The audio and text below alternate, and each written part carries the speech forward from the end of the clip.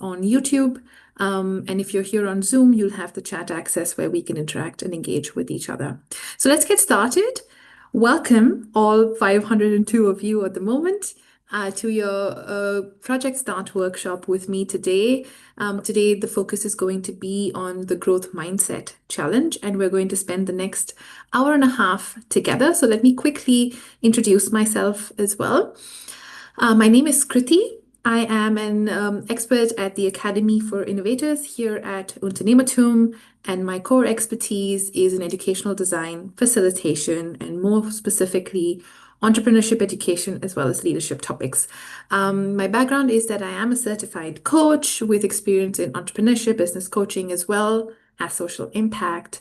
Even though I'm a trained lawyer and I worked as a lawyer briefly, but personally, I'm a big advocate for personal growth and mastery, and that's why your project work is really exciting for me as well, because this is where, during the course of every semester, we see hundreds of students really challenge themselves, really explore their growth and mastery in different forms, especially through projects. So, really excited that you've opted in to this, and hopefully, all of you will stay through the course of the semester and complete your project work. I will also see you in some of the sessions of Innovative Entrepreneurs during the course of your semester, and I'm always around on Slack to give you feedback, or if you're stuck, answer questions.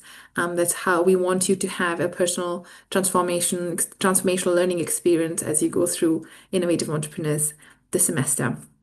So I'm going to quickly orient you on Innovative Entrepreneurs and what's really happening. And Innovative Entrepreneurs is one of our legacy programs, and it's particularly interesting because you have these sessions over the course of the semester that actually delve into entrepreneurial mindset. Here you meet really inspiring speakers during the curated lectures that talk to you about who are important players in different fields of innovation and entrepreneurship. And you're really learning and soaking up, getting exposure to different topics and styles from these lecturers across and from these lectures across the semester. But what is also very special is that you're not passively listening and getting exposed to knowledge and people, but also doing really insightful project work. It's your project where you explore, you really step out of your comfort zone. This is where we want you, because that's where growth happens, and you explore your potential. You foster something called a growth mindset where you embrace a challenge. That's why we call it a 6-week challenge. And you try to look at it from a new lens and explore new opportunities, develop new skills, and hopefully, alongside your studies, also create meaningful impact, even if it's just for yourself or for a few people in your circle. So you have two elements running across. Starting today, your project work kicks off for the next, starting the 6-week challenge that I'll tell you more about.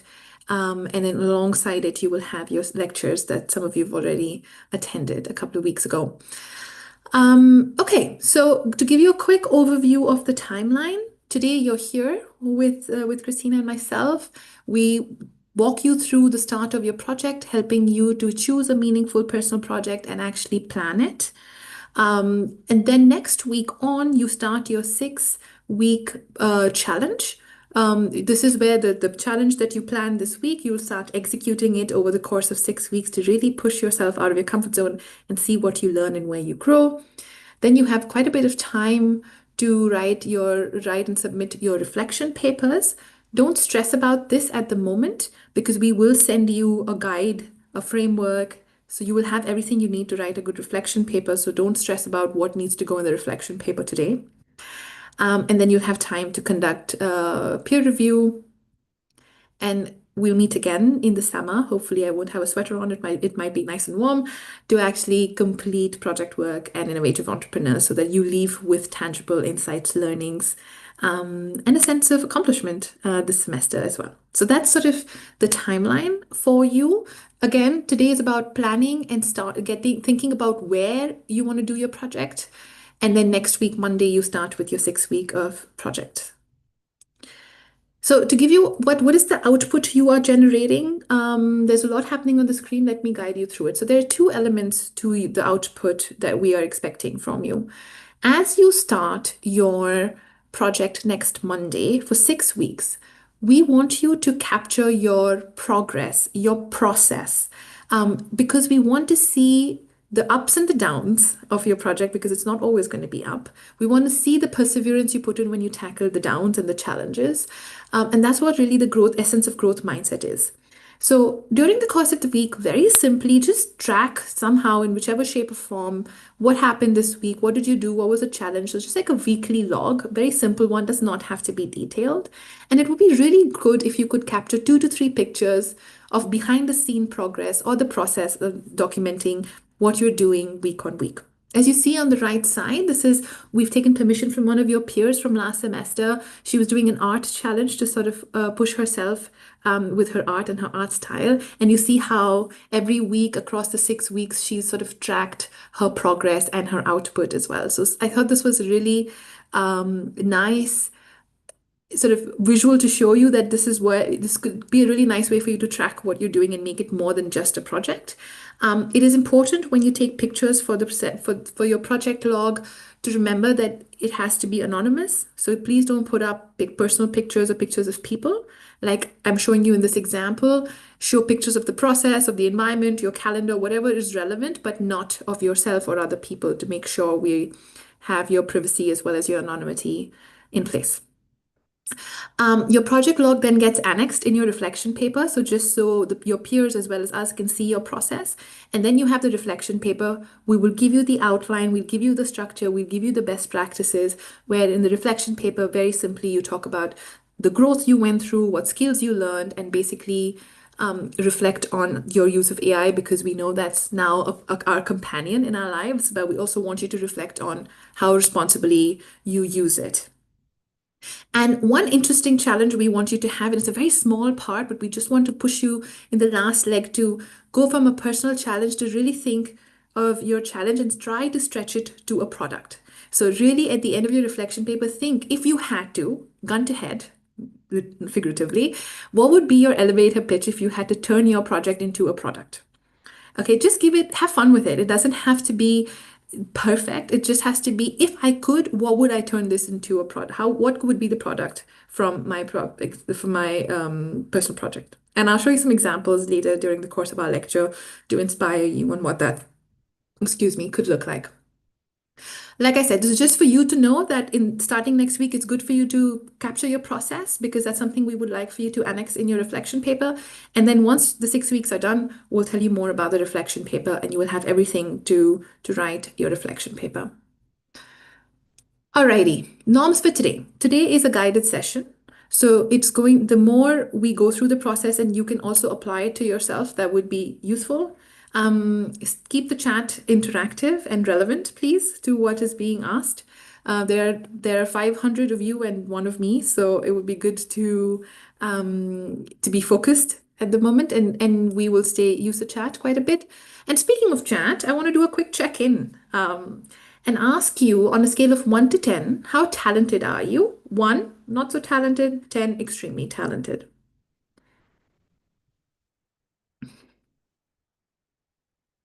Lots in the higher end, some on the lower end. Thank you for sharing. Kind of depends, yes.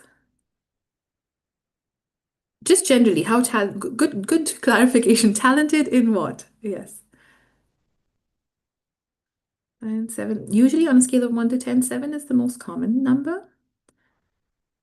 Okay, thank you. Just a check-in, and I'll tell you, like Dehish said, this is a very bad question, and it's a trick question, like you will see, and it depends. So I will give you a bit of input and then make connections to this question again. And I'm sorry in advance for tricking you into a trick question right off the bat. So, what you can expect from today's lecture is to feel equipped to take personal risks as well as strive for stretch goals in your life. You will also design an effective growth mindset challenge with some of the best practices that we share with you, and you will be hopefully on the path to higher levels of personal motivation and performance with these mindset and tools, and hopefully these tools that actually serve you and your ambitions. And how we're going to do it, shortly after a brief introduction, we will share with you a guided framework that you can download. It's already been shared with you on Slack. It's a workbook. So each of you can apply it and start filling that workbook for yourself. But in this plenary group, I will ask one brave volunteer to do a running example. So one of you will be my example, and he will join me here in the main session to just go through the process so everybody can also see what the steps in the workbook means as an example. And while we do that, I also want you to think about it to apply it to yourself. So at the end of the day, as well as the week, you're all set up with having clarity on what the project is going to be. A quick heads up. It might be uncomfortable for you if someone is sharing something personal about their mindset, and that's okay. I think first we should have a lot of respect for the brave person, volunteer, whoever that might be. And it's just a space for them to talk. And so if you're uncomfortable, I apologize that it doesn't work for you, but take it in the spirit of learning and as an example. As long as the person is happy sharing, you should not have anything to worry about. And thank you for the interesting comments in the chat about my question. Um, Quick question to answer to Nicholas. Yes, for the next 6 weeks, you just need to track your progress, just very little briefly, and you don't need to write anything. Just capture what you're doing, what's happening, log it. So create a log week by week, like a one-page document with some pictures, and that's it. And then you write your reflection paper. So all you have to do in the next 6 weeks is actually do the project you're planning and capture your progress. That's it. Nothing is expected as a deliverable. Okay, we also have a volunteer. Mhm. Alrighty, let's get started. So I want to do a brief introduction about just orient you to what this word called growth mindset coming up again and again. I just want to orient you to something and then we'll go into practice, okay? Now, the interesting part is, and I've really simplified this for you, is that we have so much information day on day by just even sitting that gets funneled into our brains. And what our mindsets do is actually help us to make sense of it, help us to organize all of this innovation that allows us to simplify our world in a way that we're not decapitated by all of this information, but actually allows us to make certain choices and do away with thinking about and acting on other types of information. So it helps us to kind of not get distracted and move a bit quicker in the world as opposed to be paralyzed by all of the information. So it really helps you to frame, and the name says it, mindset, helps you to really, it's an organizer, right? It's really, if you like me, you love organizers, it helps you to organize and make sense of information. And over the course of our lifetime, we sort of build these organizers. But here's the interesting part. What does that mean for us? What oftentimes we see in human beings is here in ourselves, behavior and action and what we are doing.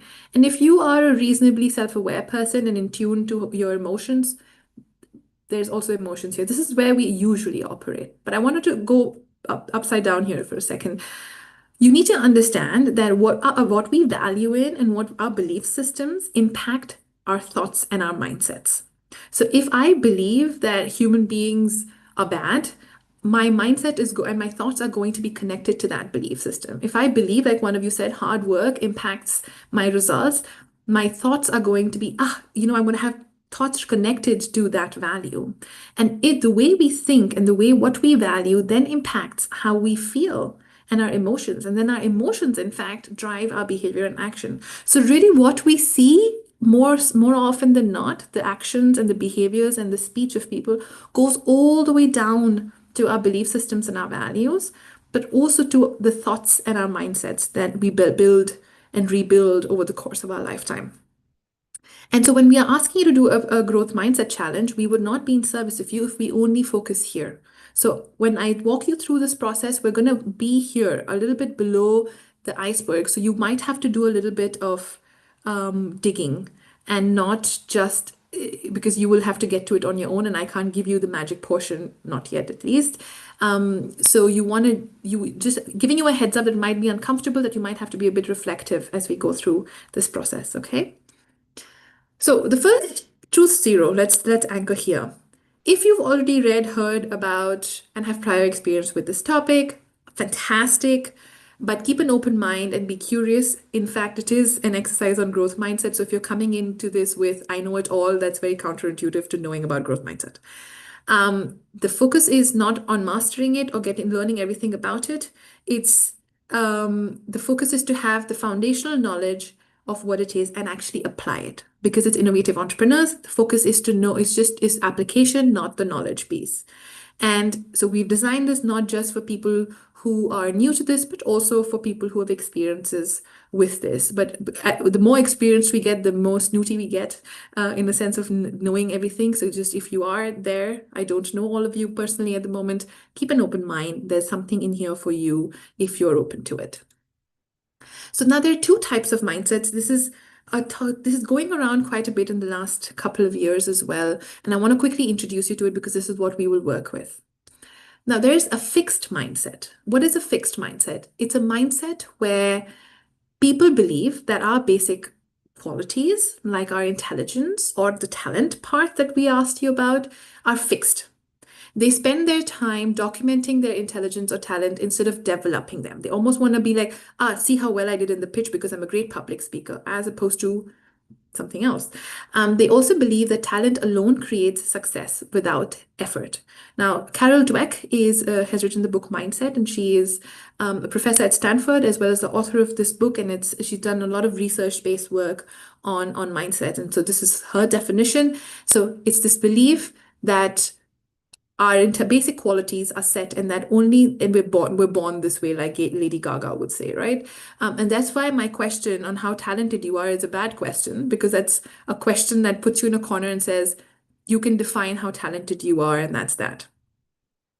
And so the truth is that we live in society where we value natural, effortless accomplishment over achievement through effort. And so the stories we tell, or or the heroes we look up to, we give them superhero abilities that have led them to the greatness that they've achieved. So it is as if Michael Jordan just popped out of the womb dribbling, or Picasso doodling, or Da Vinci creating masterpieces, right? Oftentimes that's how our world is designed, and systems are designed to just look at the output and give them this sort of put them on a pedestal. As compared to that, we have something called a growth mindset, which is a healthier and a more realistic mindset to have. What it means is when we are in our growth mindset, people believe that our most basic abilities can be developed through dedication and hard work, and that our brains and our talent or skills are just a starting point. So when we're born this way is only a starting point to something much more. This view creates a love of training and resilience that is essential for great accomplishment. And one thing that I would add here, over time. So we're not saying that some of us have more talent than others in a specific field, but the others who don't have the same level of starting point can also develop that with effort and dedication. And they can't, I can't be a great pianist is not a nice way of thinking about it. I can always say that, hey, I might not be really good at it now, but I can learn how to play the piano.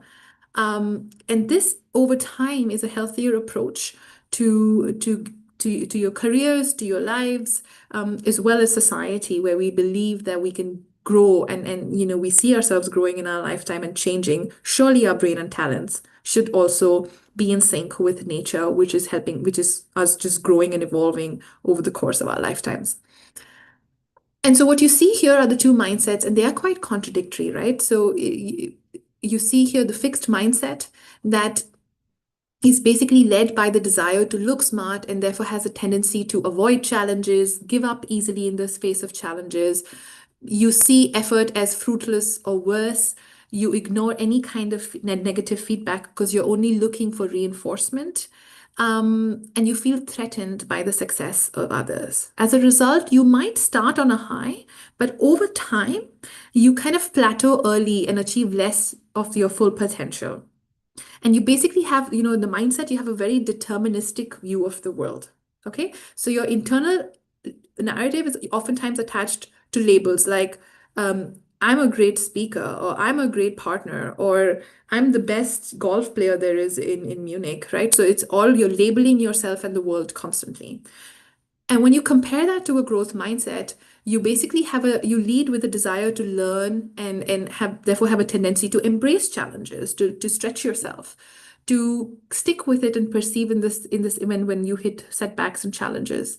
You see effort as a path to mastery and not unnecessary and fruitless.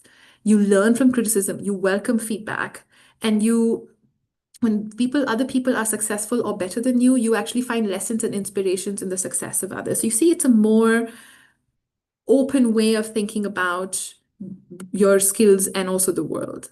And so over time, what the research shows is when we operate from a growth mindset, we have higher levels of achievement and a higher sense of free will and in our lives. Now, correct me when I say to you, people with a fixed mindset and people with growth mindset, because the fact is, all of us are a combination of growth and fixed mindset. So it's not that, Carol Dweck, who wrote the book, perhaps has 100% growth mindset in all area of her life. No, we're all a combination of both, and it's important to embrace that and not do the wrong thing and label people, you are a fixed mindset person and I am a growth mindset person. That's not the point of it.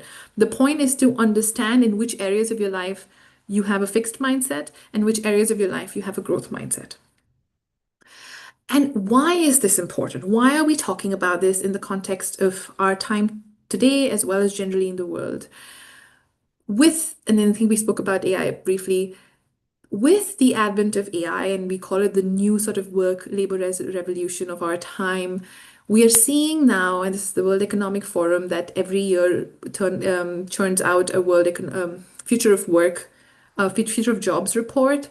And it is estimated that 59% of the global workforce, so you and I, will need to reskill, upskill by 2030. And what they are showing from the research of millions of workers is that AI is in fact is as transformative as the steam engine in the 19th century industrial evolution. So this is sort of one of the biggest pushes we've seen in the last couple of decades. And I mean, that's no fresh news there. But what I want to draw your attention to is look at the skills. Look at the skills that they're saying would be core for the workforce in 2030. And I want you to note, of course, AI and big data is there, no surprises. But what I want you to see are the purple dots. There is resilience, flexibility, and agility. There's leadership and social influence. There's motivation and self awareness, empathy and active listening, and there's curiosity and lifelong learning. So you see how many more purple dots there are than yellow, so than management skills, or even blue cognitive skills, because a big part of that could be outsourced to AI in many ways or be aided by AI. But our self-efficacy, the way we lead ourselves and others, is going to become so critical. So we might be really great in our fields as engineers, as doctors, as scientists. It's fantastic to have that knowledge and those skills, but these are the skills we will actually have to get really, really good at to be relevant. And what we're doing through the project work, in fact, through the Growth Mindset Challenge, you are building curiosity and a lifelong learning. So you're going in curious about yourself and about the world and this ability to push yourself to learn. You are building creative thinking because you're going to try and attack a challenge more creatively. You're focusing on resilience and agility because, like we said, during the course of the 6 weeks, there will be downs. And how do you persevere? How do you creatively get out of loopholes? You're going to focus on your motivation and self-awareness because you have to stick with this project for 6 weeks and you have to see what you're learning. And so this project, if you do it right, is really a wonderful playground for you to start building these skills and not just build it like doing a course on motivation and self-awareness, not just the knowledge part, but the experiential learning of what that means for you. So it's not just yet another project. If you use it right, it's a really important and relevant playground for you to build these competencies that are getting more and more real, more and more urgent for all of us. So keep an eye on these skills. You'll have the slides later again. You can always find them on the World Economic Forum website. I'm a power user I read everything.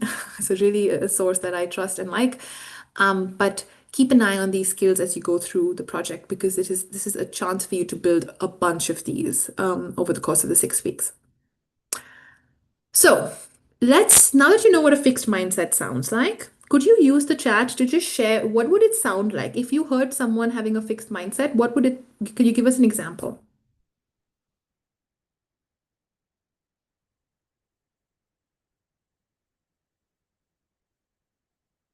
I'm good at math, or I'm not good at math. Yeah, I know this. I'll never be able to do XYZ. Yeah. Can't teach an old dog new tricks. Yes. I'm cringe. Yeah, just intelligent people get good grades. Nobody can teach me on this topic. That just doesn't work. I'm too dumb to study. Yeah. I'm a different breed. I'm the best in this field. Yeah, you see how it could be negative and positive, right? It could be ego boosting or it could be ego degrading. I can't do this. Yeah. This is absolutely perfect. It doesn't need anything more. Yeah. I'm not good at math. That was me in school. Yeah.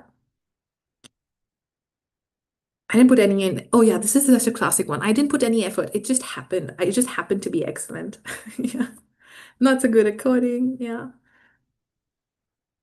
Exactly. So you've got a sense of what it sounds like. So now that if you catch yourself, please read what people are saying, because if these are things you catch yourself, the self-awareness part, you know you're operating in that area with a fixed mindset. Excel is not for me. Yeah, exactly. Okay, let's try. What does a growth mindset sound like?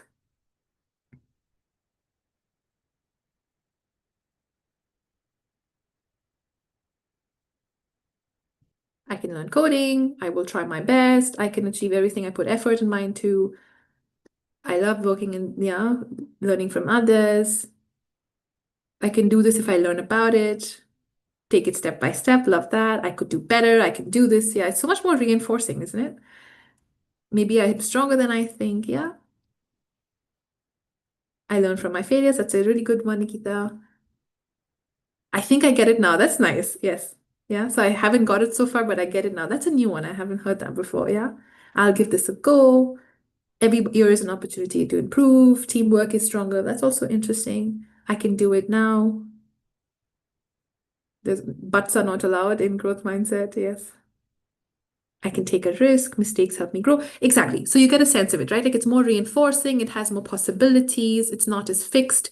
And it's hard I mean, I'm a very optimistic person and I'm a really, pardon my French, a sucker for growth mindset, but it's hard. It takes a lot of effort and we can't be perfect. It's counterintuitive to growth mindset to think I have a growth mindset in all areas of my life. No. A growth mindset shows that you will always be able to grow. That means every area of my life is not perfect and I can get better if I want to. So no, you don't have to have a growth mindset in all areas of your life, but it's good to be aware of where you want to actively develop it and where you probably don't have it and might want to keep an eye on it. So the awareness is what is important, and then a targeted intervention for what is relevant to you is what we want to do. And the word that matters that none of you said, I think except one, is yet. And this is the most important word in growth mindset. I'm not good at math yet. I haven't figured out German yet. I haven't been able to cook my own meals yet. Just shows that, I'm not there yet. So accepting where you stand, but knowing that that's not the end of the road for you, right? So the golden word. Okay. So now that you've pretty much all got a hang of fixed and growth mindset, um, I want to connect it very briefly before we jump into it with entrepreneurship, because this is in fact innovative entrepreneurs, and we're talking about a growth mindset challenge, right? So how do those two and two come together? I'm not a millionaire yet. I love that one. Okay. How does this connect to entrepreneurship? And I want to quickly just orient you to what entrepreneurship is. So this is Professor Stevenson's definition of entrepreneurship that I personally really like. It is the pursuit of opportunity beyond resources controlled. Entrepreneurship could very easily be defined as making money, right? Or scaling and growing big businesses, but it has nothing to do with business in this definition. Pay attention to the pursuit. So it's not a destination, it's the pursuit. So there's effort right here. There's opportunity beyond resources control. So there's automatically in this definition shows you need to have a growth mindset to get into to be an entrepreneur. So entrepreneurship whether you do it in have your own company or you're entrepreneurial in your life or you're entrepreneurial within a company, it's not about making money. It's not just about making money or getting results. It's a pursuit. So there's sort of it's the marathon that matters, not the end of opportunities that are beyond resources controlled. So you see this definition automatically has a growth mindset in it. Without it, it would be very hard to live through this definition. And what's also interesting is I hear so many times students and people just say, and I was also this person, I come from an entrepreneurial household, and I was just like, I'm not entrepreneurial at all. Entrepreneurship is not for me. I'm going to law school. So we put a label on ourselves. I'm not an entrepreneur. I'm not entrepreneurial. But the fact is, if you look at it from the lens of um, growth mindset, then entrepreneurship is neither a science nor an art. Of course, there are some rules and there's some science behind it, but it is actually a practice. You have to be there on the field, sticking with it long enough. So, entrepreneurship is, in fact, a practice, and you have to build mastery as you go through it. And I know, you know, I agree that these definitions are very contested and debatable, and I love that about them because there's no perfect definition. But I just want to offer these to you to show you if we look at it from a lens of growth mindset, entrepreneurship is 100% present in the act and the practice of entrepreneurship. So it's not as disjointed. So today, as you do a personal development challenge or a growth mindset challenge, you're kind of priming yourself to have entrepreneurial traits because growth mindset directly correlates with entrepreneurship and innovation. It's really the below the iceberg. In order for you to act entrepreneurially and be innovative, your sort of mindset at the bottom of the iceberg has to be a growth mindset. Yeah. All right. So let me ask you a question. How entrepreneurial are you from a scale of 0 to 10? 1 to 10.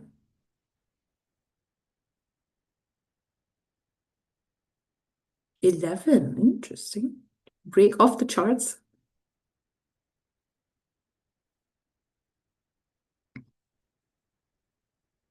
Mm-hmm.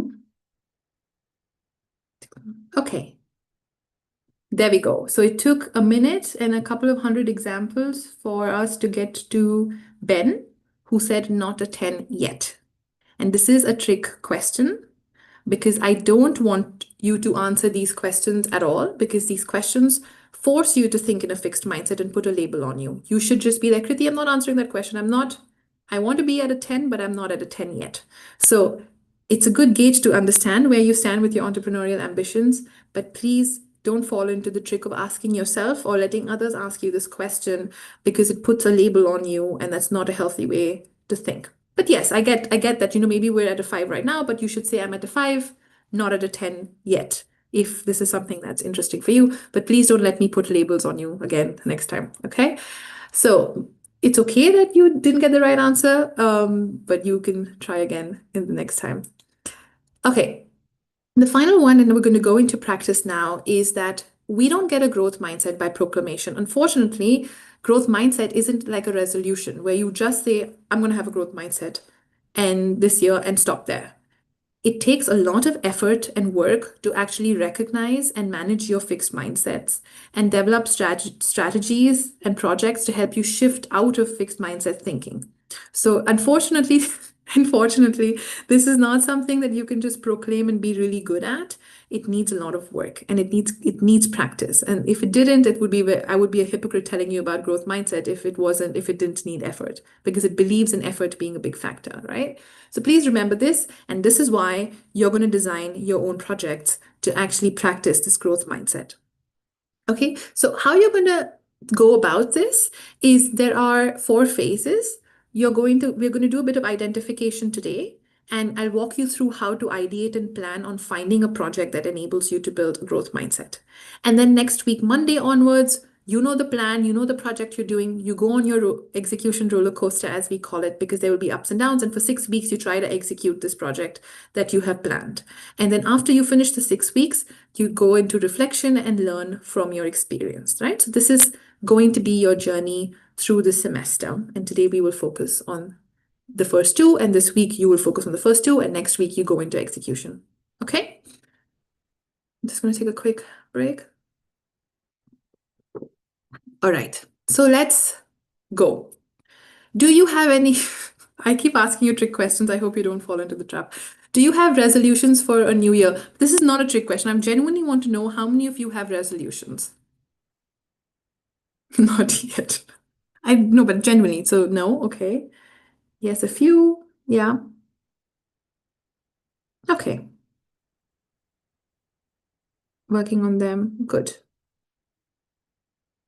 Mhm. Yeah, Shaurya, I'm like you. I also have resolutions. I like to start the year with resolutions, but you know, we've seen the data, and by mid-February, most resolutions kind of lose the heat on them. Um, So if you have resolutions, good. If it serves you, that's good. But be aware that resolutions don't stop at resolutions. If you don't have resolutions, perfect. You're exactly where I need you because growth mindset in this project is not about resolution. So a resolution is resolving for doing something or getting to something, right? It's a resolve. It's kind of like it's an intention. But it's not enough. You've got to back it up with something and give it more. So I'm not against resolutions. It's good to have resolutions because it shows focus, it shows determination, it motivates us. But it's important to back it up with something. So resolutions that are not backed by plan, accountability, or even innovation when in the face of challenges, that means in the face of lack of motivation, they just fizzle out. So they have a place, but it's not the only thing. And this project is not a resolution. I want to make that very clear. It's a project, which means you will have a plan, you will have a goal, you'll be on a mission, you'll execute, and you learn from it.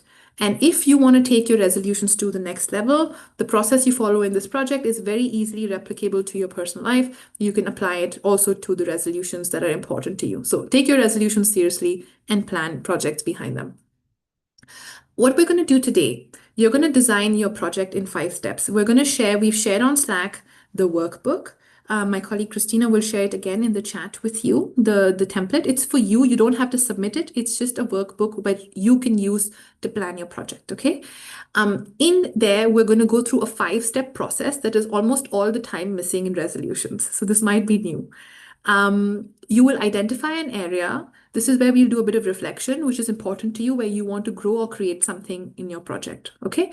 Once you have the area, once you have a semblance of an idea of what your project could look like, we will go into a bit of goal setting. Then we will go into identifying a challenge, designing for those challenges, and planning your project. So we're going to go through a 5-step process in the next hour. We'll do it with an example of one of your peers. And then as the person is thinking, listen to them. And if something comes to your mind, do it for yourself. I'll give you a bit of breathing time in the middle as well. Just make some notes. And then after today's lecture, use the weekend to come back to it. Use the workbook to plan your project. The better you plan it, the better your execution would be, the better your reflection would be, and overall, the better your learning would be. Okay, so before we jump into that, do we have a brave volunteer already? I think somebody, Mohammed, volunteered. Could you say hi, yes, in the chat again so we can? Okay, we have a brave volunteer, Mohammed. We will now invite you. If you can turn on your video and join me on the panel, that would be grand. We'll just give it a second. For the rest of you, please open the workbook for yourselves as well. Hi, Mohammed. Are you comfortable to turn on your video so I can see you? And also audio. Yes, sure. Okay. Okay. Can you see me? Super. Okay. Yes. Yeah. Thank you so Hello. much for being here. Yeah. Appreciate it. Okay, so we're going to design your project and I'm going to Okay. walk you through the template. You just think and answer, and I'll type on the workbook for you and just ask you some questions, okay? All right. This is exactly the process others have to follow. Mohammed, no pressure. We're not going to make sure you do this project. So if you change your mind after talking to me, that's perfectly okay. It's just an example for the rest All of right. Okay. the group, okay? So the first question is to identify an area in your life. So situations in your life where you believe you have a growth mindset, where you believe that you can keep learning, you can keep getting better. Could you identify those for us? First of all, hello everyone. The growth mindset is the first one, I would say, reading books. Mm-hmm. Okay. Okay. Nice. Any other area? Could be anything. It could be. Content creation. Mm-hmm. Okay. And last one is coding, like this in Python. Okay. And any Yeah. sort of interpersonal skills in your life, like communication, relationship building, networking, that you have a good mindset? I would say networking. Yeah. Yeah. What about Networking. networking? Connecting with more, being able to connect easily with people. Yeah. Sometimes I would find it hard. Yeah. to flow easily with people. Yeah. And that's why I would just like to be more flexible with that, and Mm-hmm. I want to develop that. Okay. But you have a growth mindset that you can get better at it, right? Yeah. Nice. Okay. And what about fixed mindset? What are areas in your life where you feel like, nah, I can't get better at this? Um, I'm not lying, but literally nothing. Like I have this Oh. mindset that anything that could be trained or practiced, and with time, if there's like small steps you are doing with proper tracking every single day and following the progress, Mm-hmm. you can actually find you can be Get better. always in a growth mindset. But if I want to say, But if you had uh, to pick something where it's hard yeah, for you to learn, or it's you struggle to stay positive to learn, or you want to just be like, oh, I don't want to put effort here. Is there any area? um, I would say um, learning a new language. Hey, Yeah, join the club. yeah. Okay. Although I'm learning German now, but like it was really hard until I became somehow confident to learn a new language, but I'm still in the process. Okay. Okay. Let's say learning a new language like Okay. Kriti is hard for you, or it's something you're just like, ugh, I struggle here. It's easier for me to code than to learn a language, right? Yeah. Okay. All right. Anything else you want to add here in terms of areas of growth mindset or fixed mindset? I would say also a fixed mindset would be filming myself because I'm trying to do content creation. Mm-hmm. I already started content creation, but I'm still adapting to this, digital kind of stuff. That's why I would say, yeah, filming. Okay. Hey, thanks so much for thinking, even though you thought there was nothing there. Good. Um, Okay, so the rest of you think of like Muhammad did, think of areas where you have a growth mindset, where you're constantly pushing yourself and you know you can get better, and fixed mindsets, places where you feel, "Ugh, it's too much effort, I struggle here, I'm not good at it, I struggle with it, I've tried so hard, it doesn't work." Like that sort of what you said in the chat about fixed mindset. Think of that for a minute. And I'm going to take some in the chat as well. Fixed mindset, fixing my sleep schedule. Okay. That's an interesting one, Aisha. How about having good relationship friends are luck rather than effort? I think it is an element of luck, people we meet in our lives. But we can't, I mean, if I move to a new city and I'm sitting in my room and waiting for a person to walk to my door, I'm not really going to make my new friend in a new city. So I think it's a combination of both, and we have to be open to both. And a really amazing person might walk into your life, but if you're then in your friend group of people already, you might not even give them a chance to add to your friend circle. So I would say it's a little bit of both.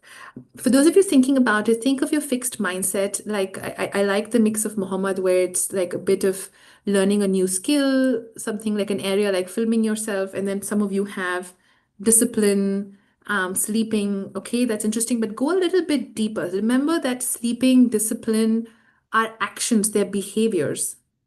A fixed mindset is a mindset, right? So it's a thought at the end. Like if you can catch yourself at a level of I'm just not good at learning a new language, or I don't like seeing myself. I'm not good enough for camera type of thing. That's the gold mine you want to catch. Yeah. Okay. All right, let's have some fun with this one for a second before we move to the next one. My favorite exercise to do is, and probably this will help you generally in life, is to think of areas of your life where you have a fixed mindset and then give them a persona.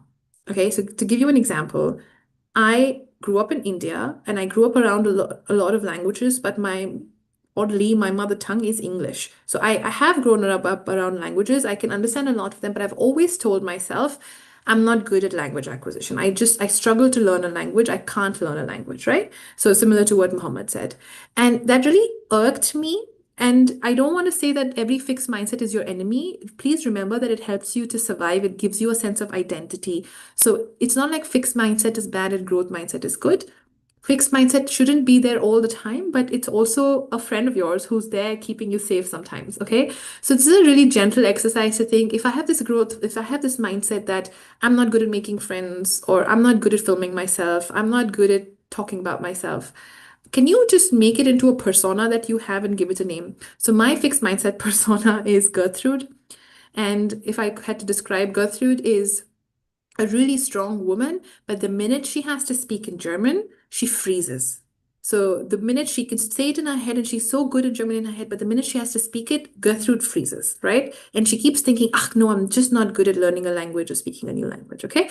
What that does for me is it helps me to connect with my fixed mindset very gently and then push myself, understand it, because the shift from a fixed to a growth mindset is not my fixed mindset is this, I will change it to growth mindset. We're more complex than that.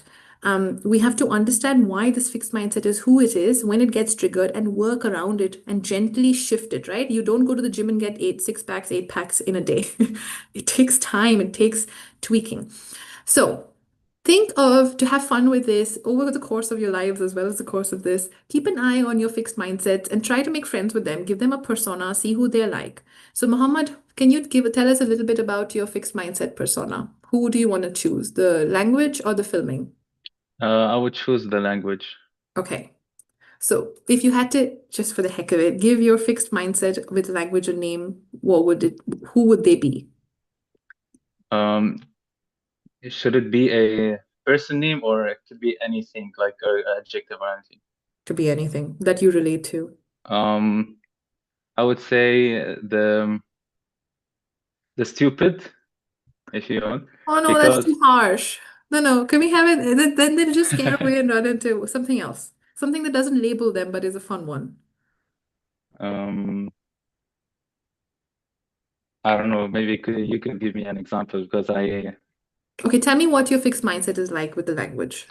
because like every time I go and speak with a German, the Mm. first thing, although he started the conversation and I would definitely understand everything, but then the first word I will say is the sprechen Sie English, so that just to go back to my comfort zone, right?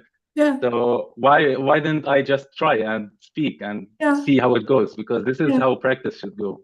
Yeah. So And that's why I named my fixed mindset a German name because now I'm just, getting her a bit uncomfortable that she's called a German name, Gertrude. And okay, yeah, what could we call it? The scared one, or we could give it a name? I don't know. Do you have yeah, a I would think about the scared one. I was thinking Okay, about the scared one. okay, scared one, but I would push you to, for now we say it, but think of a name that you associate with their character, right? Like, I don't know, Pablo or someone from Ice Age or a character from a movie that you feel their Mm, personality is associative with. Like, I had a fixed mindset and I called her Hermione from Harry Potter because she was a know-it-all when it comes to some things. So, you can have fun with it. So it could be the scared one for now, and you can find a word or a character that suits the personality. But it's yeah. good to befriend and know the scared one because the more you understand it, the more you know how to work with them. Mm, Otherwise, every okay. time someone speaks to you in Deutsch, the scared one comes up and then just completely takes over. But if you Mm, make friends with it and you understand what triggers it and what works for them, then you can work around it, right? exactly. So think of something that comes to you. Could be a very personal name or something. Okay. I'll think about it. Cool. All right. So just going to take a quick second to walk you through what we've done. So you want to have areas that are growth mindset, areas that are fixed mindset, okay? And you want to play around. This exercise is not ideally, we see this in the reflection papers because during the course of the 6 weeks, if you do a language challenge, people in their reflection papers talk about, Gertrude kept coming up this week. I just could not get myself to speak to my friends in German. But I figured out a way to get her to rest. After 2 beers, she's usually more calm and sleepy, right? So you see them alluding to it, but it's just a hack for the rest of you to if it works.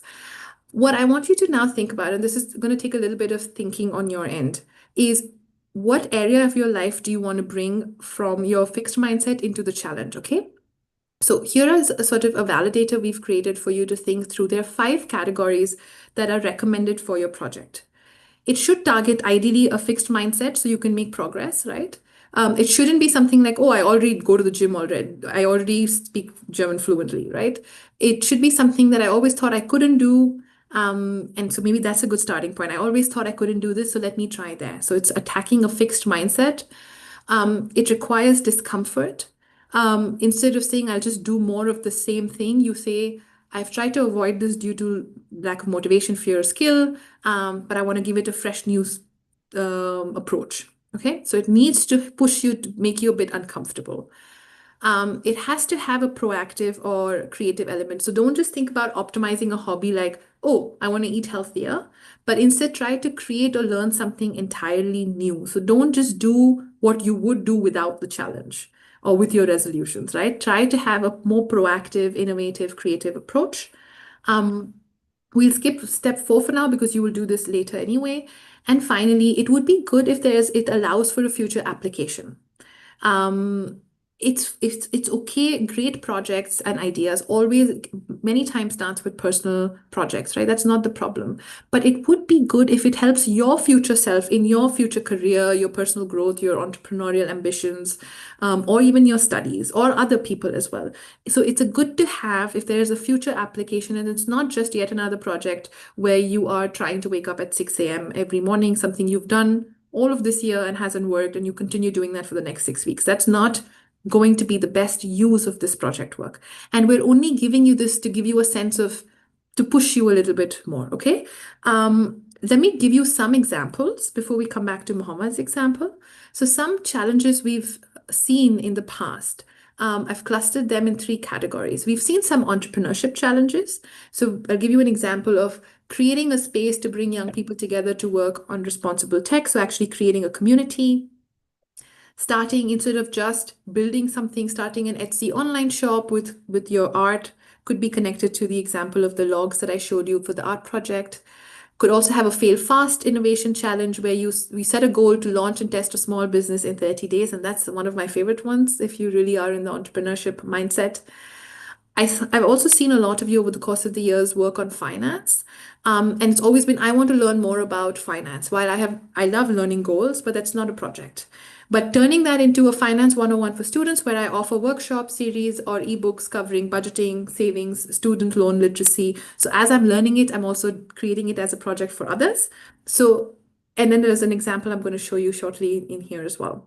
You can also have a more of a social impact project. So you're not only working on it for yourself and your fixed mindset, but pushing it to be like creating, you might have a fixed mindset that related to helping others. And that could be, I want to, for expats, create a local volunteering app where students could connect with volunteering opportunities because I want to figure this out for myself.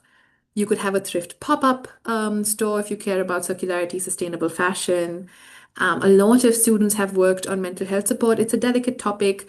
So not just working on your mental health, but expanding that if you're comfortable to creating space for peers to discuss and share mental health issues if that you feel comfortable to risk.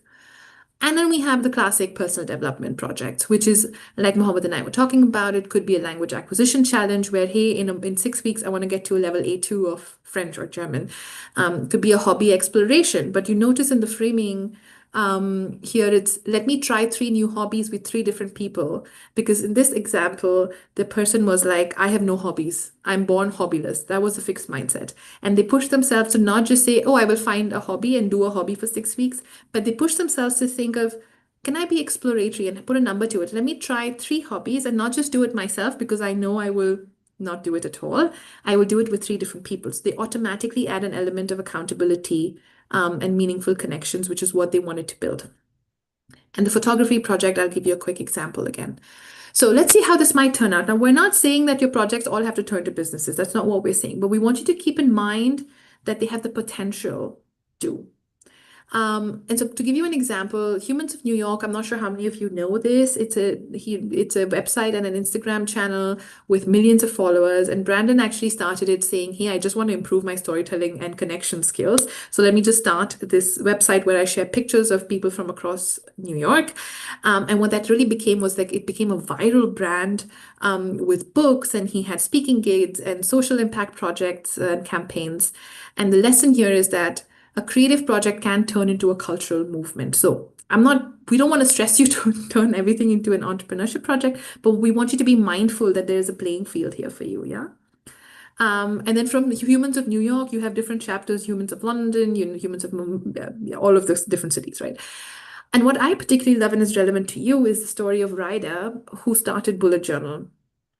I don't know if you know Bullet Journal. I loved it a couple of years ago. Basically, Ryder struggled with ADHD and was diagnosed with ADHD in school and was struggling to find a way to keep up and have organization systems to make sense of school and college. And he developed his own system of note-taking, processing information. And then when he was in college, and then he started sharing it online and it went viral. And he then sort of he could have started with, I want to get better with my time management or get more organized. Could have simply stopped there where he tried a few things. But then when he shared it, became a global productivity brand with books and tools and downloadables and workshops. So if you are building systems like with time management or a learning tool for languages, if you are learning it, it can also, if you build a system, it can help others and it could potentially also be monetized. So what started as I want to get better at storytelling, I want to get more organized, turned into an actual project. These are tangible projects, and this is what we want you to aspire for. And to just give you some examples of your peers from the last couple of years, and obviously we've taken permission from them to share it. This was from last semester where this project was called Getting into MIT with Cold Emails. The belief was that cold emails just simply don't work, and that the fixed mindset was getting into big elite institutions like MIT without connections is impossible, or I'm not good enough, or I'm not connected enough, right? And it started as a way, and this person also already had their newly launched company.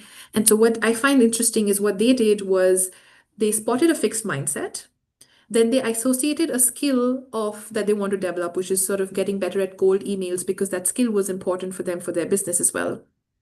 And then ask themselves, what is blocking my progress of scaling my newly launched company from first paying customer to several large clients, and realize that cold outreaches were inevitable part of the client development process. And so they decided that they wanted to improve my cold emailing skills and achieve tangible results for them.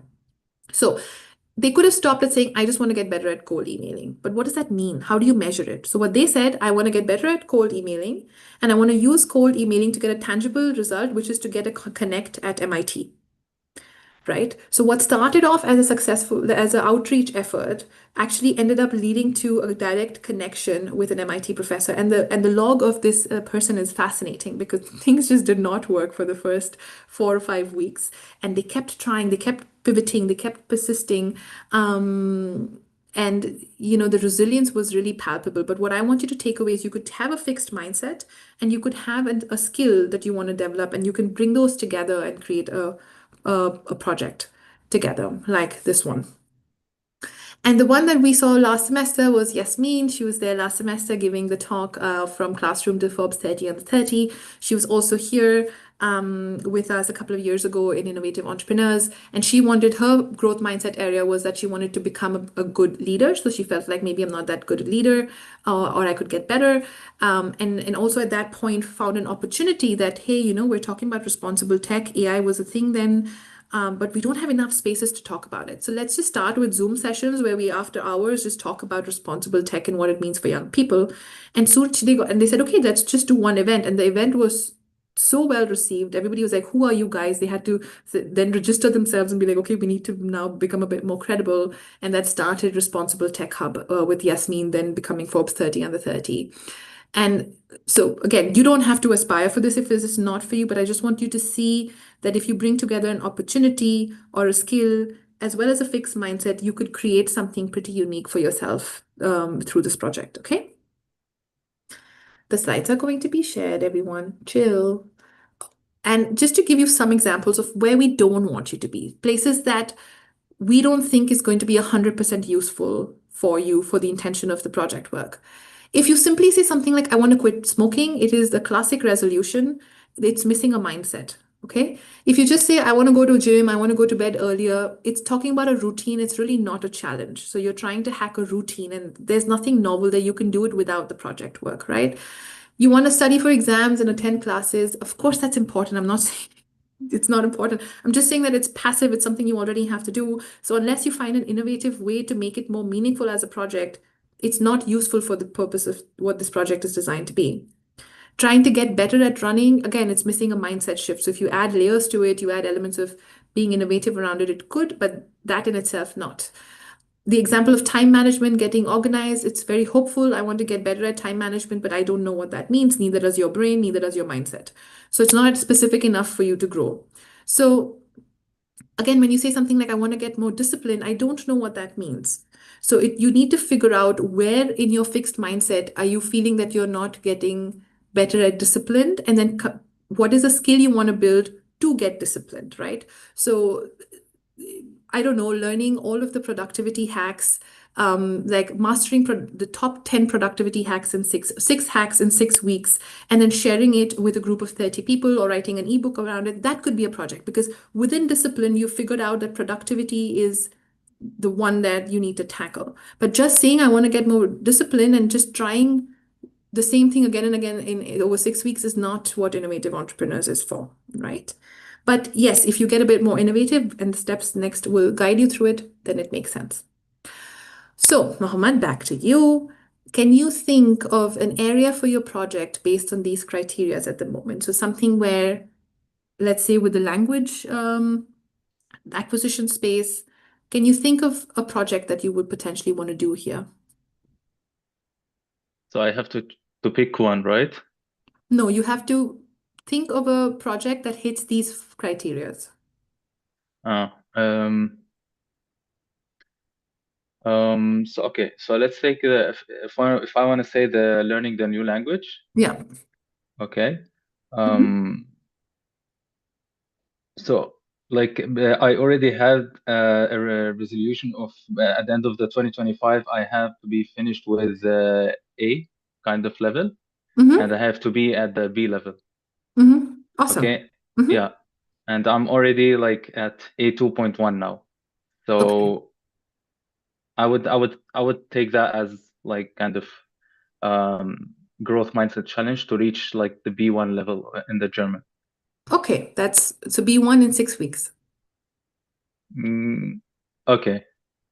Because Like the project is 6 weeks, so your goal has to be relevant. it's Yeah. okay, okay. Yeah. Yeah. Um, but I also have to like give how I'm gonna say um like I have to give an like a result kind of, right? I have to show it. No, you have to show that you work towards a result. If you don't hit that, that's fine. But you want to show that I want to get to B1. I'm trying, my way of getting to B1 is to start a German speaking club with 5 friends and speak German. So the goal is that you want to get to B1 in 6 weeks. Your project is how will you get there? Is it could be I want to enroll for a German class, but that's nothing innovative. That's what you would have done.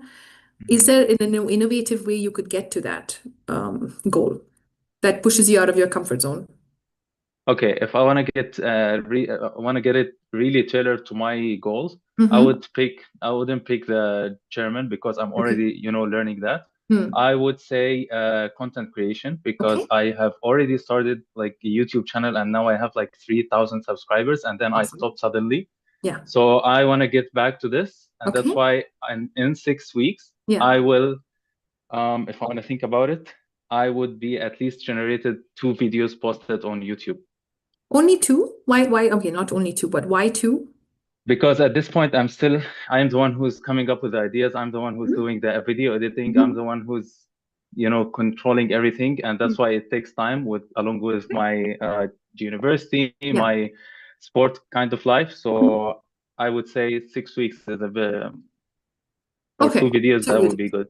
And Yeah, can we add a level? So we've already gone into a bit of the goal setting. So you want to then um, remember it's important to have a goal because if you can't measure it, you can't do it. So exactly. 2 videos is, and so that's the input you put. What is the output you get from this? And why is it uncomfortable? Like, how are you stepping out of your comfort zone here? Like my comfort zone was like I stopped, creating videos, I think, since 1 month. Mm-hmm. And now I find it hard to go back and post on video. I don't know why. I don't know Hmm. to figure this out. But Hmm. this resolution or this goal would actually say, like, put me back on track, kind of. Okay. Okay, let's say for the sake of this exercise that that's so we want to basically go back in content into content creation, Hmm. right? Yeah, And is there and why do you want to go back into content creation? because first of all, I felt so much satisfied when I was creating content. I felt that I'm doing something for a value. I have purpose in life other than just working, Mm-hmm. in a job or learning in a university. Yeah. Yeah. So if you want, you can put satisfaction or purpose. Yeah. Um, Yeah. And you're also creating something tangible, right? Yeah. yeah, exactly. Yeah. Okay. And can I ask what your videos are about? Yeah, it's about also self-development, productivity, and living a healthy lifestyle. Nice. Hmm. Yeah. There's an idea here about doing a YouTube video in German. Oh. That is really stepping out of your comfort zone. But hey, it could be interesting if for a second, if we think about it, if one of the two videos, not both, were around, what like learning this language that it could be your journey of learning the language so far, and I mean, you could combine them and use the content creation with your fixed mindset of learning German. Okay, so my videos were all around my lifestyle here in Germany. Actually, my videos in Arabic, still in Arabic, although Mm. I wanted to do them in English, but Mm. I don't know why my audience they wanted in Arabic. Um, Okay. so like they are in Arabic, but I wanted to do them in English. So maybe it could be like another like raising the limit is to make it in English, which I would prefer, to be honest. Um, You don't have to do it. I'm just pushing you to think about it. You can take some time to think. So I'm just saying that you could bring your fixed mindset with the language into this project of content creation and play around and see if there's a combination there. Yeah, but you yeah, could do it in English. You could also do it in Arabic. You could do it in Arabic, but you could talk about things you've learned about language acquisition that you've used. So say, hey guys, I'm learning German, and here are some of the hacks that I've learned about learning German, or here are the challenges. So you could also talk about your fixed mindset and raise awareness. So there is a possibility to combine them. You don't have to think about it. hmm, It could okay, be that you could use content creation for talking about language acquisition. Yeah. hmm, all right, Okay. So the goal is two awesome videos in 6 weeks, right? yeah. Hmm. Okay. All right. And then so the rest of you take a couple of seconds I would say like what I was doing with Muhammad, it takes a little bit of back and forth to think about what area. So you could combine fixed mindset with an ongoing project, or your fixed mindset area with an area that is important to you. Like in the MIT example, they wanted to get into MIT. So they said, okay, I want to get better at cold emailing and direct it towards that. In Muhammad's instance, maybe he uses content creation as his project, but might tackle the new language element through English or German if he wishes. So it takes a little bit of back and forth to find the combination of fixed mindset and the project. It could be a skill, it could be an ambition, it could be anything that you want it to be, as long as these criterias are fulfilled. Okay. And the next step you want to do after you have a tangible goal. So I like the question, what is awesome? You could have very specific goals like, hey, I create two videos and each video gets a 1,000 likes, or I create two videos and then I get 10 people to give me feedback on how this is going, to tell me that it's awesome or not. So you could make your goal more specific. The more specific, the better. Um, but for now, for the sake of this exercise, I'm just walking you through the process, right? Now, the second thing I want you to talk about is every time you set a goal, and this is also why resolutions fail, one of the things people always miss is identifying challenges. And it comes from this mental model of inversion. And inversion is essentially a mental model that tells you that it is the power, it's the power of avoiding stupidity. And Charles Munger, if you know him, he sadly passed away, but he's really like an evangelist when it comes to Wall Street, worked very closely with Warren Buffett. And he's really sort of talks a lot about inversion as well as in mental models. And one of his quotes that I really like is that it is remarkable how much long-term advantage people like us have by getting by consistently not being stupid instead of trying to be very intelligent. Um, and the interesting part here is that the way to do that is again in the growth mindset space. You want to be able to anticipate if the goal is I want to have two videos and I want to test it with 10 people, for example, work backwards and think about what are all of the potential challenges that could come in the way. These challenges could be internal or could be external, and plan for them. It is incredibly, I'm really sorry to be so direct, it is incredibly stupid to know that procrastination will stop me from hitting my goal and not plan for it and not do anything about it. And when your procrastination self arises at 9 a.m. and doesn't let you do anything you want to put your mind to, you just say, okay, I can't help it, right? That's why resolutions fail. That's why we don't hit goals. And so this is an incredibly important mental model where when you're in the planning phase, think of all potential challenges and design for them. So if I already know that a challenge I would face is I'll be really busy with exams, I can it would be stupid to not plan for it, right? It would be stupid to not be resourceful about it. So think about when you plan your project for the next 6 weeks, and if you want to do it right, please plan for the challenges, right? So Mohammed, I'm curious to hear from you now. If you want to, I think you still need to work a little bit on your goal and feel a bit more excited about it. But for the sake of this exercise, if you had to think of challenges that would come in your way, what might they be? Sorry, I was reading the chat. Can you just repeat the last part? Stop reading the chat. What are some challenges that will come in your way?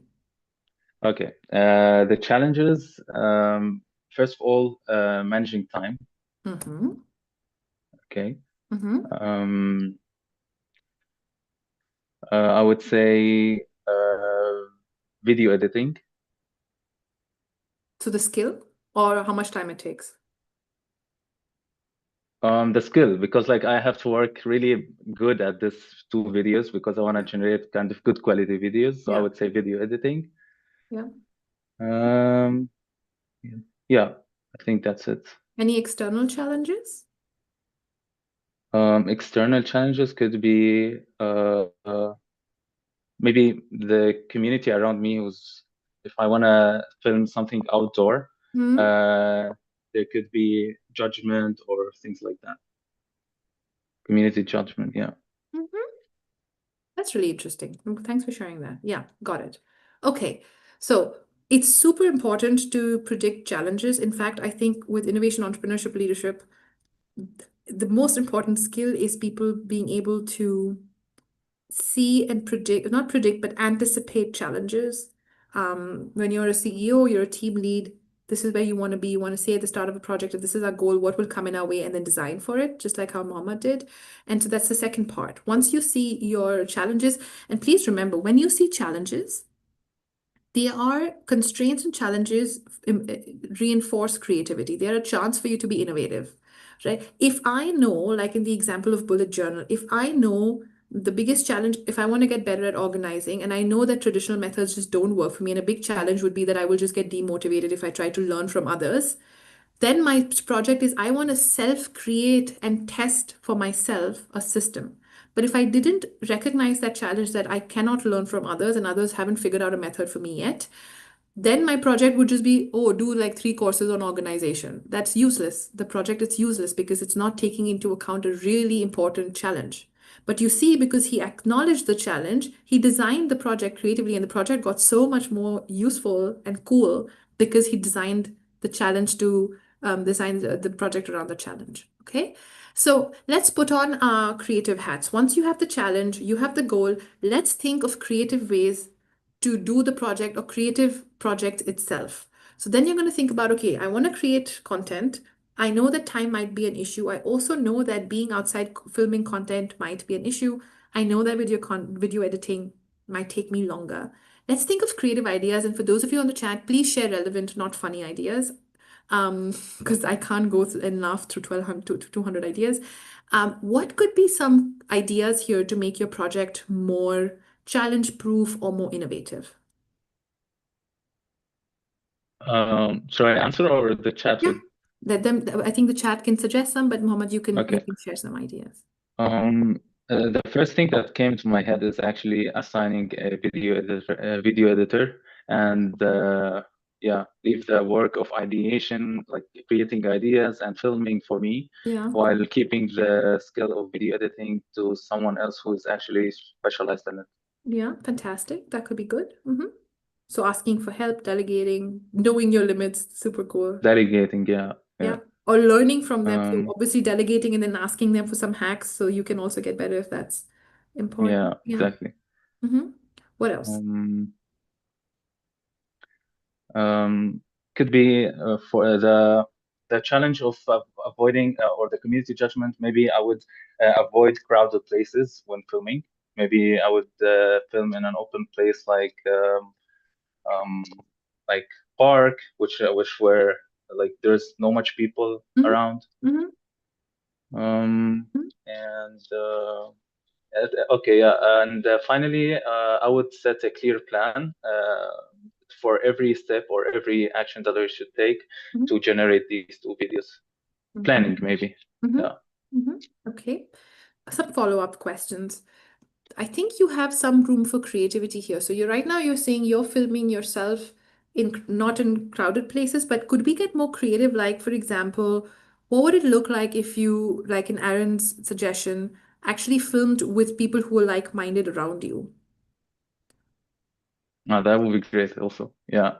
Okay, That that would, could be one yeah. idea, yeah. Film around like-minded folks, yeah, could be one. So you could also make this not just a you thing, it could be a project bigger than you, for hmm example, right? hmm Maybe Yeah, I would include also people in the video, not only me. not only you. Yeah, Yeah, exactly. yeah, yeah. Yeah. Mhm. Okay. I also like the idea that Toria had about finding an accountability partner. So if you have a plan is has a shelf life. We create beautiful plans and then we never look at it until the deadline. So maybe you could also think about an accountability system here for you. That could be useful. Any other ideas, Mohammed, for your project work that could be exciting for you?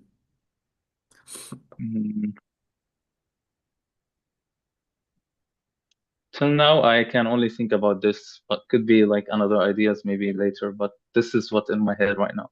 Sure. I want you to push a little bit over here on who else can enable me. So I like that you're thinking about other people already. And how can you get innovative and crazy here, right? Like push yourself a little bit if you want, either with the content or with the project. Be a bit more innovative as you think about it. Okay? Okay. Also, there's a prompt here for the rest of you which says, where can we borrow from? So is there another area, another person that you know where you could borrow from? So I always think I love the book called Steal Like an Artist. The Mm, best I ideas read are it. stolen. Yeah, exactly. Yeah, So just steal, just either from other people, steal respectfully. I mean, borrow from other people, which is if there's something in your life that is working to bring it into this project. If you've seen an example of another YouTuber, borrow from them. Like, don't be yeah, afraid. Like, authenticity is not just about coming up with novelty, right? It's getting inspired and using it. Um, exactly. Okay, so think about it a bit more. And finally, if just with what we have right now, you want to plan your project, that's step 5, where you piece it all together. So as it stands, Mohammed, in this, you can work on it a bit more later. Um, what does this, can you give this project a name if you had to? Let's plan it. What would this project be? Um, I would say since I stopped content creation and now for like 1 month and now I want to get back, maybe I would say rebound or Okay. yeah, Rebound of my content creation creation journey. Yeah, could be. journey. Okay, Yeah. nice. Yeah. All right. And then I think we already said, how can you get innovative with this project? You think about it, what you want to borrow, what you want to innovate here. And what I think you already said this, what is going to happen? You're going to create a plan on the hmm milestones for the two the videos. You're going to find and delegate to a videographer, and then you're actually going to film the content and get innovative with it, right? That's your plan. Yeah. Yeah. Okay. And I have a question for you. I don't want you to do this alone. Who else can you involve to make this exciting for you? Um, Okay, to be honest, like I've been doing this all alone, the content creation journey. So maybe I would be happy if someone in the chat would actually like, take also initiative to help me in this kind of Oh, project. But I don't know if I should actually put someone external, but hmm. I'm leaving. Uh, Okay. yeah. Okay, you have access to Slack. So if anybody wants to join Muhammad on his content creation project, do that. Muhammad, use the chat also to look for your not co-founders in this, but your co-creators or your accountability buddy. So you can always put a post and people can jump on there as well. Use Slack. And thank you for bringing that up. That was smart. Okay. Okay, and just one more thing. Like Mhm. I typed in the chat the username of my YouTube that I Mhm. already had. Maybe if someone wanna check it. Okay, yeah, Yeah. everybody just drop the link and you drop the link. Okay, cool. Thank you. Super, Mohammed. Thank you so much. Thank you so much for brushing through this framework with me. If you think about it and want feedback, send it to me on Slack. I'm happy to help you as well, even for the rest of you. But thank you for volunteering and sharing a little bit about the project with us. So thank you for giving me the push, kind of, to go for it. That's my job. Anytime. Thank you. Thank you. Okay. Coming back to all of you, Mohammed was very courageous, and we sort of saw a sense of what that could look like. And that's the step you want to follow. So you want to think of, play around a little bit with the area. Um, you want to get to, once you have an area where you've combined fixed mindset and a skill together, like some of the examples you see on the screen here, or from Mohammed's example, whether it's starting your own Etsy shop, whether it's doing a art journaling journey for 6 weeks, whether it's doing a fail forward innovation challenge, whatever that might be. You then set a goal, you think of challenges, and once you have your goal and challenge, you get innovative because that innovation ideas could impact the project itself or could impact your plan. And then finally, you end up creating a plan, like Mohammed did briefly. And please don't undermine thinking about who else can I involve. Again, if you have specific questions, let's say you finish your workbook, like I offered Mohammed, in case you want me to have a look at it, feel free to share it on Slack. I might take some time to get back, but I will try and get back to you in a few days in case you want feedback.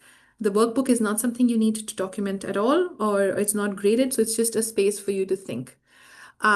A really fun test over here that I wanted to show you was once you ideate a challenge, and that's my final question to you, Mohammed, when would I describe this challenge as courageous to a friend? So, Mohammed, do you think this is if you told this to your friends, would you say that this is a courageous challenge?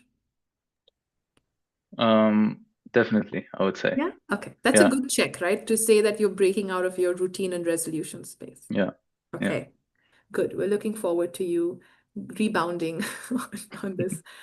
Um, okay, just to take some questions that came up in the chat, I saw some funny examples of getting drinking beers and stuff. I can't promise you that you will get graded on a project where which have unhealthy goals. So if you want to do it, do it. I don't know how useful that will be to your learning journey. I sure hope you are joking. But I want to bring your attention back to the skills. If you do this seriously, it can really be a good example for your portfolio, for your CV. There could be something here that could be innovative and entrepreneurial. And more than anything, there's a whole bunch of skills you can develop if you take this challenge seriously. Um, a couple of questions. You can contact me, but I don't work on weekends. So if you contact me on Friday, that's good. It's okay if you don't start exactly on Monday. I will try and respond to you as soon as possible by Monday so you can start on Monday already. But weekend, I might not answer because of work-life balance. Is using scientific approaches to improving one of my sports skills a valid idea? Yes, it is. As long as you make it a stretch goal, and as long as it's ambitious, it pushes you out of your comfort zone and it's not business as usual for you, then yes. And also push yourself to see instead of just learning something and improving yourself, who else can you involve? What else can you do? So you get bonus points for that. And it's not just a upskilling challenge. So even if it is an upskilling challenge, stretch your goal and be ambitious with it and try to get innovative with either the approach, involving people, getting innovative with how you learn, sharing it with other people. That always makes it more projecty, you know? Um, you can work on a sports and physical challenge. Like I said, make sure your stretch goal is there. Make sure that the way you do it is not how you would have done it without the session. So let's say you want to run 10K. That's fantastic. And the fixed mindset is I'm not a good runner. So connect it to a fixed mindset if you're doing a personal physical challenge. Connect it to a fixed mindset. Have a stretch goal that actually pushes you. And then in these physical challenges or these sports challenges, the beauty is on what you try and to do in the execution. So it's not just I tried to run today but couldn't run. I tried to run another day but I couldn't run. Tried to eat healthy but I couldn't eat healthy. It feels like you're trying, but really there's no plan or there's no project. But let's say in a 10K challenge, and this is what I had done when I was, I don't know, like 8 years ago, was I said my goal was to be able to run 10K without injuring myself in 2 weeks, in 2 months. And then my project was that I actually wanted to share my journey with others. So the research I was doing, what was working for me, what was not working for me, I was vlogging about it. In retrospect, I would not do it at all or share it with any of you. But you see the difference, right? I set a goal, I did some research, I was trying things, I was learning from my experience, I was sharing it with others and learning from others. And then I started also did a run for children cause following that project. But do more than just try. That's the headline. Okay. If you work with others from the class, that's fantastic. Always good to be collaborative. You're not going to present it, so you're going to do the 6-week challenge. You're going to log your progress. You're going to write a reflection paper, and that reflection paper then gets peer reviewed and graded by us. So there's no showcase as such. If you don't have a stretch goal, you can explain it. Yes. If you don't want to push yourself too much, so I always think of a stretch goal as a rubber band. If this is status quo, stretch a little bit, but don't stretch so much so as to snap. I know that's not sustainable if you stretch yourself so that you snap and burn out, but stretch enough so you step out of your comfort zone. So don't have goals you settle for because growth happens out of your comfort zone, whatever that might be for you. Okay?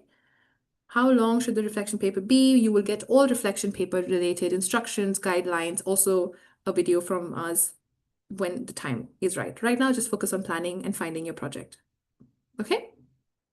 Yes, 500 people presentation is crazy. That's why we are really excited to read it, but it is also a lot of work. But there are people reading your paper, so do it well.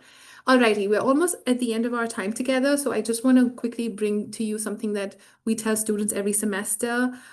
This is not about the novelty of your project. So it's not that I have to come up with the most novel new project. It's about committing to something and pursuing it in the pursuit of a growth mindset, right? So it's the process that matters. It's what you try, how you come up from challenges that matter, not the novelty of the challenge.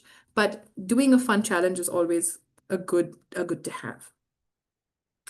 As you enter the execution roller coaster next week, sadly, I won't be here to do a session for you, but I just want to give you a quick couple of pointers on that. Please remember a big part of growth mindset is to treat failure as opportunities to learn and pivot. You will fail, you will hit roadblocks, and that's fascinating because that's perfect for your reflection paper, but also perfect for your growth. So find creative ways of pivoting when things don't work out. Don't be a lone warrior. If you're working with others, invite feedback, invite criticism from the outside, learn from others, stay inspired. In the MIT example, this person reached out to a TUM student, a PhD student, learned from them, tried to get a connection from them, involved other people in their process. So don't be a lone warrior. If you do a project with another student from the class, that's fine, but it has to be a personal project. So you can collaborate, but you can't write the same reflection paper. It's a personal project that you can have collaborators for. That's not a problem. Be playful, have fun with it. I've said this so many times. Get creative with your challenge. Please don't do a challenge that you would do just generally. Use this as an opportunity to push yourself and learn something new and have fun with it. When we read reflection papers, 500 of them, we also want to see that you enjoyed it. When you're doing the progress log that you create will go at the end of your reflection paper. So capture it somewhere for now. And when you start writing your reflection paper, we give you the template. You just paste it at the bottom of your reflection paper as an appendix. And the most important, focus on progress, not perfection. So Mohammed, it doesn't have to be the perfect video, even though that's important for you as a goal, but focus on the effort and the fixed mindset. Breaking away from a fixed mindset is just putting in effort consistently and learning, right? So don't identify yourself as I'm a perfectionist, I have to get it right. That's again a fixed mindset. Um, and like I said, this is not connected to the process of the project, but please listen to the voice in your head. It's a beautiful, chaotic place, but self-awareness starts where you observe your thoughts and your narratives and your labels. And it is really the best evidence how you talk, So what does fixed mindset sound like? It's in your head. You're saying it. You just have to listen. So as you go through this journey, try to learn a little bit more about yourself and be surprised about where you have fixed mindsets, where you have growth mindsets, and what your inner world is like. So these are some of you'll have the slides, like we said. These are some of the things to be mindful of once you have the project planned and you go into the 6-week journey on your own to remember things will not always look up, but that's where growth mindset kicks in. Quick question as we wrap up. Um, how confident do you feel on a scale of 1 to 10? Not 10 yet. I would high five you if you were in person. Not 11 yet. So you know how I told you I have trick questions? I also plan that you will figure out the algorithm to my trick questions. And the answer is it's not about confidence, it's about commitment. So it's not enough to be confident about something. Commitment trumps confidence. So stick with it, stick it out, go on through the execution or roller coaster. You might feel a 9 right now or a 11 right now, but it's not going to be the same in week 4. So plan for commitment, plan for challenges, and then go through it with a growth mindset. That's it from us. Like, I think somebody asked for a timeline again. This is what the timeline is. Today you've started. We've given you everything to plan a project. Next Monday for 6 weeks, you do your own personal challenge. You record your progress in your own logbook in your own shape or form. We give you all of the information about the reflection papers before June 23rd, and then you have this window to write your reflection papers, which is your deliverable. This is where your logs would go, a few pictures would go, and then you would write about your learning. And then there'll be peer reviews and a reflection session on July 27th with me. I will answer some questions after this because I haven't really taken the questions in the chat. So if you can hang back for 5 minutes, that would be grand. There's also a quick reading list because a lot of you write to me on Slack asking for a reading list. I should put Steal Like an Artist here, but these are good books to start in the space of innovation and entrepreneurship. And quick reminder for those of you who have questions coming up next week, TUM Tutor AI would be up and running for you. And you can use them to obviously talk about your challenge, ask them for ideas if you have, see how that would work. And if you have any operational questions like timeline, attendance, do I get a bonus? How do I register for the exam? Please ask TUM Tutor first. It will be faster than us. And if you don't get an answer, then you can reach out to Christina or myself on the Slack channel. And you'll have a post coming up about TUM Tutor next week as well. Nike is unfortunately not the sponsor as much as I would like it to be. But that's everything from us in the session. If your question is unanswered, I'm going to take it quickly now. So if you can hang back, good. So it should be innovative in a certain way. We can't just say, I want to know how to do a backflip. Okay. Doing a backflip, first explain why it's a fixed mindset. If it's just, if it's relevant to you, then yes. And innovation is basically not doing the same thing again and again or making connections that you haven't made before. So if you've been trying to do backflips and you haven't figured it out, getting innovative with here, for 2 weeks, I want to try different mentors. I want to watch a YouTube video and try a different methodology. I want to join a class. And we want to see you get innovative with challenges. We want to see you get innovative with your approach and not just doing business as usual. So like we said, it's not the novelty of the project, it's the process and how creative you get when things don't work out. That's where growth mindset comes in. Yeah. Do we need to write a reflection paper for the session? No, I think you just need to review the session and give feedback and give your takeaways on Moodle. The only thing you need to do at the end of 6 weeks is do a cool reflection paper that we enjoy reading and that helps you to reflect and learn. Yes. Okay. Yeah. Or, like the backflip is such a mindset thing and your process could be just like what was just said in the chat. Okay, if you have any further questions that Tutor AI does not answer, feel free to reach out to me. Happy to give you feedback on your plans by Monday as well. Might not be super quick, but I will try. And that's everything from us. We wish you the best as you plan your projects. Really challenge yourself, and looking forward to seeing you later in a few weeks in the other lectures. Take care, everyone. Stay safe. Have a good evening. Thank you. Bye bye. Thank you again, Mohammed. Really Bye appreciate it. bye. Ciao. Welcome. Ciao.